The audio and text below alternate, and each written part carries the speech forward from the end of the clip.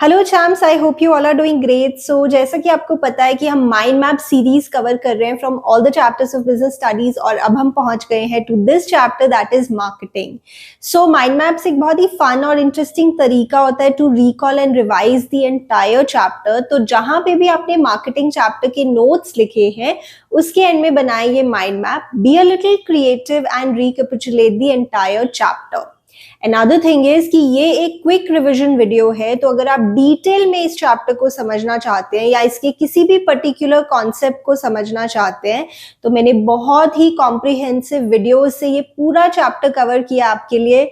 We have a whole playlist of the video, so I'll put the link of the playlist in the description. आप वहां से ये पूरा chapter detail में cover कर सकते हैं। चलो अब माइंड मैप्स की बात करें तो माइंड मैप में जो भी सेंट्रल थीम होता है चैप्टर का उसे हम सेंटर में रखते हैं और वेरियस नोड से उससे रिलेटेड जो भी इंपॉर्टेंट कॉन्सेप्ट्स होते हैं उनके बारे में लिखते हैं। नाउ जो फंक्शंस ऑफ मार्केटिंग है और फीचर्स ऑफ मार्केटिंग है ये बहुत ही ज्यादा इंपॉर्टेंट है। वैसे मार्केटिंग होता क्या है? अकॉर्डिंग टू फिलिप कोटलर, जो कि फादर ऑफ मार्केटिंग भी जिन्हें हम कहते हैं, marketing is a social process. यहाँ पे लोग इंटरैक्ट कर रहे होते हैं दूसरे लोगों से और उन्हें परसुएड करने की कोशिश करते हैं, प्रभावित करने की कोशिश करते हैं कि वो हमारी ऑर्गेनाइजेशन के गुड्स या सर्विसेज खरीदे। यहाँ पे हम उन्हें परसुएड करते हैं, ना कि force, right? Also, this is the performance of business activities that direct the flow of goods from producers to consumers. Also, marketing सिर्फ एक post production activity नहीं है. In fact, it starts before the product is produced and continues even after it has been sold. ठीक है, तो functions के लिए बहुत ही interesting सा हमने निमोनिक बनाया है। Good morning, कॉफी पियो, पढ़ो पढ़ो पढ़ो, BST यानी बिजनेस स्टडीज पढ़ो और सो जाओ। So gathering and analyzing market information, marketing planning, customer support services, product designing and development, packaging and labeling, physical distribution, then promotion, branding, standardization and grading, transportation, एक और P जो रह गया pricing of product, storage और warehousing. Now features भी important है, 4 features है, needs and wants, creating a market offering, customer value और एक्सचेंज मैकेनिज्म। यहाँ पे exchange mechanism is such an important concept. Exchange is such an important part of marketing कि इसे हम very असेंस of marketing कहते हैं। और जो पैकेजिंग एंड लेबलिंग है इन्हें हम पिलर्स ऑफ मार्केटिंग कहते हैं। ठीक है, ये हो गए फंक्शंस, ये हो गए फीचर्स। देन जो मार्केटिंग मैनेजमेंट फिलॉसफीज है वो भी काफी ज्यादा इंपॉर्टेंट है। ओवर द पीरियड हमारी सोच कैसे बदली है with respect to the marketing of goods, production concept, फिर product concept, selling concept, marketing concept, society marketing concept. आपकी बुक में जो टेबल गिवन है जहां पे हम पढ़ते हैं starting point, then main focus, means और एंड्स, वो आप अच्छे से कवर करके जाएंगे। उसके बाद अगर बात करें वेरी इंपॉर्टेंट मार्केटिंग मिक्स, जिन्हें हम कहते हैं सेट ऑफ मार्केटिंग टूल्स, या फिर इसके लिए एक और वर्ड यूज होता है कॉम्बिनेशन ऑफ वेरिएबल्स। यहाँ पे बात हो रही होती है 4 P's की, प्रोडक्ट, प्लेस, प्राइस, प्रमोशन।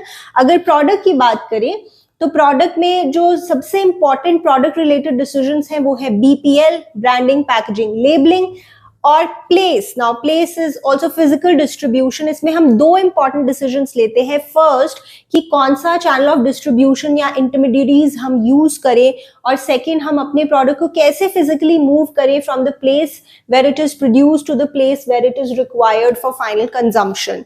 और जो चैनल्स ऑफ डिस्ट्रीब्यूशन है वो भी आप पढ़ के जाएंगे, direct channel, 1 level, 2 level, 3 level channel.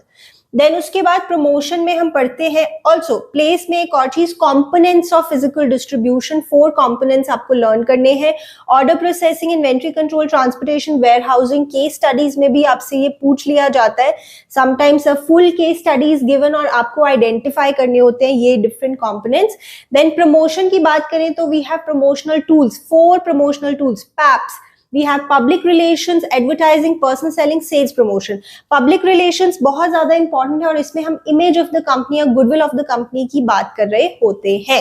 Then price is again important. यहाँ पे हम फैक्टर्स पढ़ते हैं कि जब हम अपने प्रोडक्ट का प्राइस सेट कर रहे हैं तो किन फैक्टर्स को हमें ध्यान में रखना होगा, जैसे प्रोडक्ट की कॉस्ट, उसकी यूटिलिटी और डिमांड क्या है, कॉम्पिटिशन कितना है मार्केट में, गवर्नमेंट और लीगल रेगुलेशंस तो नहीं है कोई उस प्रोडक्ट से रिलेटेड, प्राइसिंग ऑब्जेक्टिव्स जो कि आगे 3 होते हैं, surviving in a competitive market, attaining market share leadership और also attaining quality leadership, ये 3 होते हैं। मार्केटिंग मेथड्स यूज्ड, तो ये भी आप कवर करेंगे। ऑलराइट, उसके बाद नाउ जो प्रोडक्ट रिलेटेड डिसीजंस हैं, ब्रांडिंग, पैकेजिंग, लेबलिंग, वो बहुत इंपॉर्टेंट है, अच्छे से आपको पढ़ने हैं, इसलिए मैंने एक सेपरेट स्लाइड में ये भी दिखा दिया है।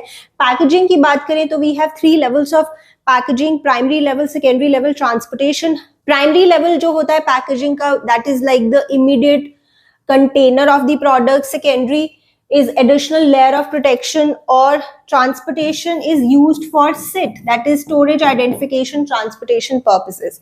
Now packaging के जो advantages हैं और functions हैं ये भी आप देख लें।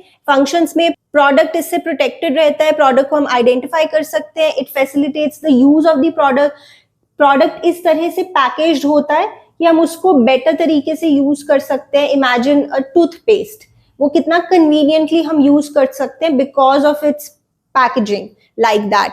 देन प्रोडक्ट की प्रमोशन के लिए भी हम यूज करते हैं। उसके बाद rising standards of health and sanitation, मतलब इससे थोड़ी हाइजीन मेंटेन रहती है, इंपॉर्टेंस है। सेल्फ सर्विस आउटलेट्स के लिए ये काफी इंपॉर्टेंट है पैकेजिंग, तभी हम इसे साइलेंट सेल्समैन भी कहते हैं। इनोवेशनल अपॉर्चुनिटीज हमें मिलती हैं कि हम डिफरेंट डिफरेंट टाइप की पैकेजिंग सोच सकते हैं एज अ मार्केटर, और प्रोडक्ट को हम अपने प्रोडक्ट को दूसरे प्रोडक्ट से अलग दिखा सकते हैं, that is product differentiation. Then बात करें लेबलिंग की, तो इसके फंक्शंस बहुत ज्यादा इंपॉर्टेंट है, ये आप अच्छे से करके जाएंगे, ये आपके केस स्टडीज के लिए भी इंपॉर्टेंट है। It helps in describing the product and specifying it's contents. Then identification of the product, grading of products, helps in promotion of products, then providing any information which is required by law. Branding की बात करें तो इसमें various terms आप देखकर जाएंगे। Brand क्या होता है, ब्रांड नेम क्या होता है, ट्रेडमार्क क्या होता है, ब्रांड मार्क क्या होता है, राइट। देन एडवांटेजेस, मार्केटर्स को क्या एडवांटेज है और कस्टमर्स को, ये सिर्फ बस रीड करके जाएंगे, राइट। सो इससे पूरा चैप्टर आप एक बार रिकॉल कर सकते हैं, अपने आप बनाए माइंड मैप और देखिए कितने अच्छे तरह से आप चैप्टर को रिवाइज कर सकते हैं। चलो अब मिलते हैं नेक्स्ट वीडियो में।